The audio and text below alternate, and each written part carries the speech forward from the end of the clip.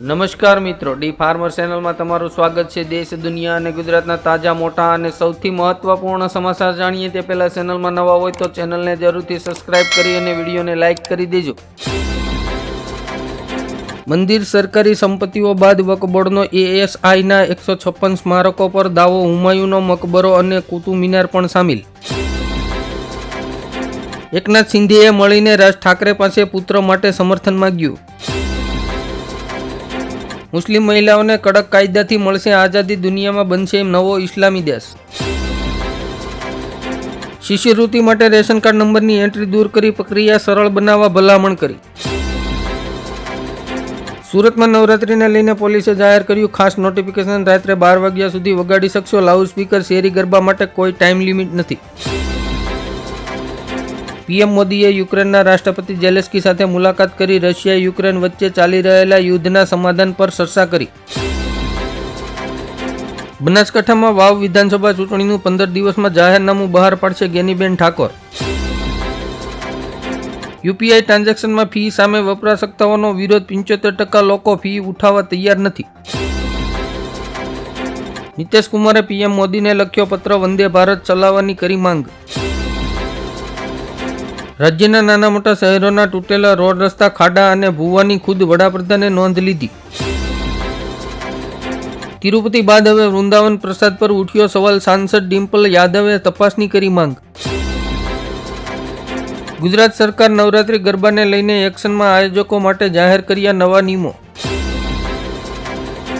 ભાજપમાં જોડાવાની અટકળો વચ્ચે કોંગ્રેસના નેતા કુમારી શૈલજાનું મોટું નિવેદન।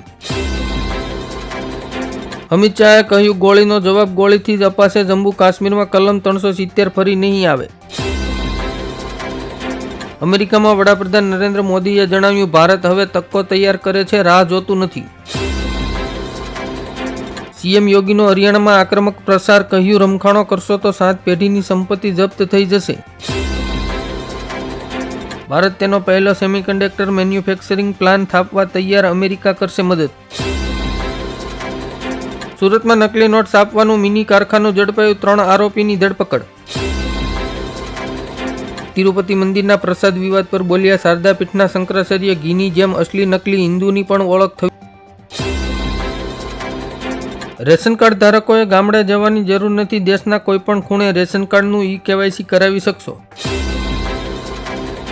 મમતા બેનર્જીએ ફરી પીએમ મોદીને લખ્યો પત્ર, ડીવીસી અંગે ફરિયાદ કરતી વખતે લગાવ્યો મોટો આરોપ। સુરતની હાલત વધુ સિરિયસ, ભયાનક રોગચાળાથી ટપોટપ મરી રહ્યા છે લોકો। હવામાન વિભાગે તોફાની પવન અને વીજળીના ચમકારા સાથે 25 થી 27 દરમિયાન ભારે વરસાદ પડવાની આગાહી કરી। તિરુપતિનો બદલો ટૂંક સમયમાં લેવાશે, જગતગુરુ રામભદ્રાચાર્યએ હિન્દુ સનાતન બોર્ડની કરી જાહેરાત। ગીર સોમનાથ ખેતીવાડી ખાતાની વિવિધ સહાય યોજનાઓનો લાભ મેળવવા માટે આઈ ખેડૂત પોર્ટલ ખુલ્લું મૂકવામાં આવ્યું છે।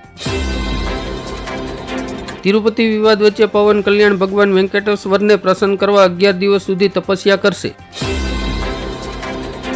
રાજસ્થાનમાં પેટા ચૂંટણીની 7 બેઠકો પર કડક સ્પર્ધા, ભાજપનો દાવો તમામ બેઠકો જીતીશું, કોંગ્રેસ એકલા હાથે લડશે। મમતાના કટ્ટર વિરોધી અધીર રંજન ચૌધરીનું પત્તું કપાયું, કોંગ્રેસે શુભંકર સરકારને બંગાળના પ્રદેશ અધ્યક્ષ બનાવ્યા। શ્રીલંકામાં રાષ્ટ્રપતિ ચૂંટણીમાં મોટો ઉલટફેર, દિશા નાયક બનશે નવા પ્રેસિડેન્ટ। બાંગ્લાદેશના ઢાકાની મસ્જિદમાં ઉગ્ર અથડામણ, નમાઝ સમયે મારામારીની સર્જાઈ ઘટના। ગિરિરાજ સિંહે કહ્યું ગુનેગારોને ફાંસી આપો, હિન્દુ ધર્મને ભ્રષ્ટ કરવાનું ષડયંત્ર। મેઘરાજાની સાર્વત્રિક મહેરથી રાજ્યના 50% તાલુકામાં 40 ઇંચથી વધુ વરસાદ।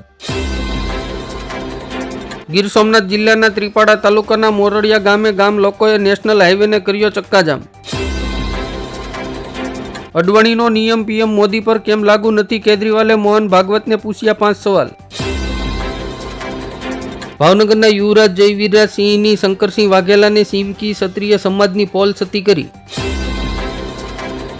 તિરુપતિ લાડુ વિવાદમાં જગનમોહન રેડ્ડીએ પીએમ મોદીને લખ્યો પત્ર, ચંદ્રબાબુ નાયડુ પર લગાવ્યો ગંભીર આરોપ। મારી નાખશે આ મોંઘવારી, કપાસિયા અને સિંગતેલના ભાવમાં ડબ્બે રૂપિયા 350 થી 400 રૂપિયા સુધીનો વધારો। સપા સાંસદ અવૈધ પ્રસાદના પુત્ર સામે મારપીટ, ધમકી અને બળજબરીથી અપહરણનો નોંધાયો કેસ. દલિત જૂથોએ ડોક્ટર પર હુમલા બદલ જનસેનાના ધારાસભ્ય સામે પગલાં લેવાની માંગ કરી. ખટ્ટરનું એન્જિન ખટારા થઈ ગયું છે. હરિયાણામાં ભગવંત માને કર્યા ભાજપ પર આકરા પ્રહારો. કેન્દ્રીય કર્મચારીઓના મોંઘવારી ભથ્થામાં ટૂંક સમયમાં 4% થશે વધારો. ફ્રાન્સ તરફથી મળેલી ભેટ ભારતના દુશ્મનોને પાણીમાં પણ જડબાતોડ જવાબ આપશે. ભારત પાકિસ્તાન બોર્ડર પર ડ્રગ્સ ડીલરો સામે મોટી કાર્યવાહી. 22 દાણચોરીના ઘર પર બુલડોઝર ત્રાટક્યું. હવે ડીફેક વિડીયો પર લાગશે રોક. યુટ્યુબ લાવી રહ્યું છે AI ફીચર. વક્ફ એક્ટમાં સુધારા મુદ્દે 3 મુસ્લિમ સંગઠનોનું સમર્થન. અલગ દરગાહ બોર્ડની માંગ. દિલ્હીના CMના શપથ ગ્રહણને લાગ્યું સમયનું ગ્રહણ. કેજરીવાલના રાજીનામાની ફાઇલ LGની ઓફિસ સુધી ન પહોંચી. કોંગ્રેસમાં દલિત બહેનનું અપમાન. ખટ્ટરે શૈલજાને ચૂંટણી વચ્ચે ભાજપમાં જોડાવાની ઓફર કરી. બંગાળ સરકારે 24 કલાકમાં ઝારખંડ બોર્ડરને સીલ કરવાનો આદેશ પરત ખેંચ્યો, પણ આપી મોટી ધમકી. અમિત શાહે કહ્યું જમ્મુ કાશ્મીરમાં આતંકવાદ માટે અબ્દુલ્લા મુફ્તી, નહેરુ ગાંધી પરિવાર જવાબદાર. રાજાએ ટીકાનો સામનો કરવો જોઈએ. નીતિન ગડકરીના મોદી પર આકરા પ્રહાર. સુરતમાં હીરા ઉદ્યોગમાં મંદીના વાદળો છવાયા. એક જ વર્ષમાં કાચા હીરાની આયાતમાં 53.74% ઘટાડો.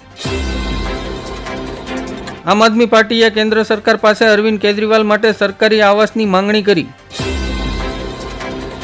ગેનીબેન ઠાકોરે રાહુલ ગાંધી સામે બેફામ ઉચ્ચારણો કરતા તત્વો સામે FRI કરવાની કરી માંગ. કર્ણાટક સરકારે લાડુ વિવાદ બાદ 34,000 મંદિરોને નંદની બ્રાન્ડના ઘીનો ઉપયોગ કરવાનો આપ્યો આદેશ. લાલુ પ્રસાદ યાદવ સામે કેસ ચલાવવા માટે CBIએ કેન્દ્ર પાસે માંગી મંજૂરી. કરોડો હિન્દુઓ હથિયાર ઉઠાશે. તિરુપતિ મંદિરના પ્રસાદ મુદ્દે મહંત પરમહંસ દાસની આકરી પ્રતિક્રિયા. પ્રધાનમંત્રી આવાસ યોજના માટે ધોરણો બદલાયા. પોર્ટલ ટૂંક સમયમાં ખુલ્લું મૂકશે.